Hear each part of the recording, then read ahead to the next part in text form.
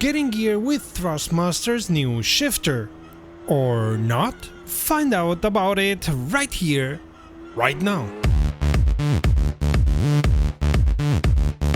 Greetings Rummies and welcome to Rum, the channel sharing the joy of sim racing and to a regular review of sims, racing games and whatever could interest you. Welcome to the channel if you're new here, and thanks to all those who come here often, especially those who subscribe. My name is Serta and I will be your host for this video. H-pattern shifters emulate stick driving, especially of course with cars that use or used gear changes via stick, a method that has come into disuse in a time where auto clutches and paddle shifters are easy to use, make drivers faster and avoid misshifts. As long as they work, of course. So why would you buy an H-pattern shifter and use it on your sim rig? It'll make you slower and you may misshift. The answer is simple: immersion and enhanced realism. If you like to drive some of the lower ranged cars or historic cars, you would use an H-pattern shifter like this to drive as near to reality as possible. To be clear, it's a whimsy way to spend your money, but I'd say driving fast while standing still is a whimsy hobby anyway. That out of the way, let's come back to the Thrustmaster TH8S shifter, which seems to be designed to be the small brother or sister of the Thrustmaster's TH8A shifter. Half the price, and for some it'll look half as nice. Man, am I the poet today. The TH8S is, as far as we can see from the outside, made mostly out of hard plastic, and to begin with we weren't too sure if the screw to fix it to whatever surface you choose would hold this thing in place once we started shifting. The shifter is compatible with PCs, Xbox and PlayStation systems with different cables and a slightly different setting depending on the use. We added it to our PC system and the shifter got recognized as TH500 by our PC and all of our sims. Okay, sims like Assetto Corsa Competizione don't have any use for an H-pattern shifter, even if it recognized it, because Assetto Corsa Competizione being a GT3 and GT4 specific sim, there's no need for that, but we were surprised neither Euro Truck Simulator 2 nor American Truck Simulator allowed us to set specific shift points. And neither did Rennsport, while also recognizing the shifter, but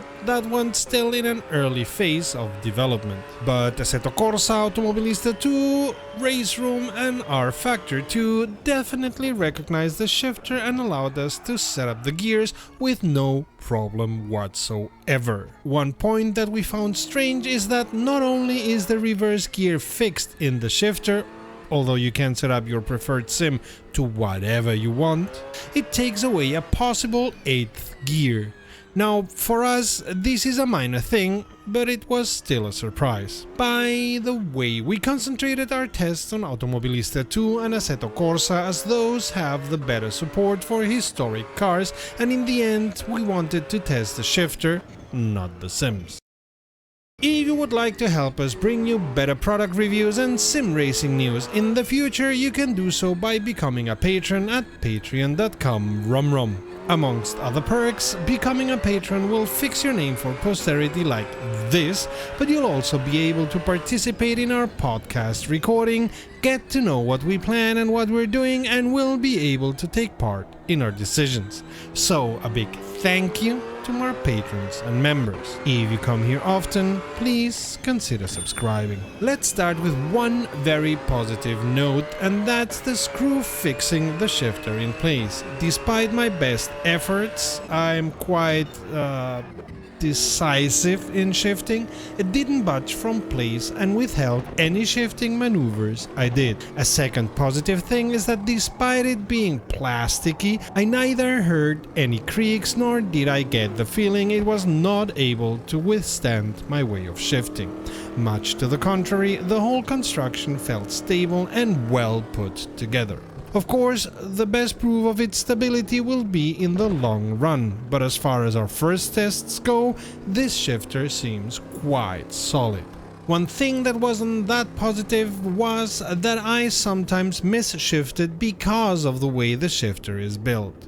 For one, the centering spring is quite soft and I'm accustomed from real-life stick driving for it to be stronger, and for another, I felt as if the space in the middle was too wide. A little less space and a little bit more railing could have solved that issue easily, in my opinion. Those are no deal breakers and surely something that can be trained, but for somebody who's accustomed to drive many different cars and is therefore quite flexible in getting accustomed to different systems like me, it sure took me longer than expected to get familiarized with the way the shifter works and how to change gears with it. As for the joy of sim racing, this shifter surely delivers. And while I cheated and drove a GT1 with the H pattern instead of the sequential shifter they used, it was tons of fun to do so, as was getting the Chevrolet 3CR to do my bidding. For a street price of 55 to 70 euro USD, it's half to a third cheaper than Thrustmaster's TH8A,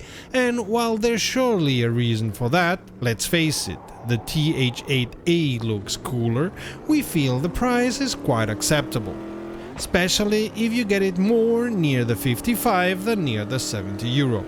We hope we'll be able to say the same in 1 or 2 years of this shifter taking a beating, but Thrustmaster have a good track record when it comes to the longevity of their products, recommended by with some slight reservations.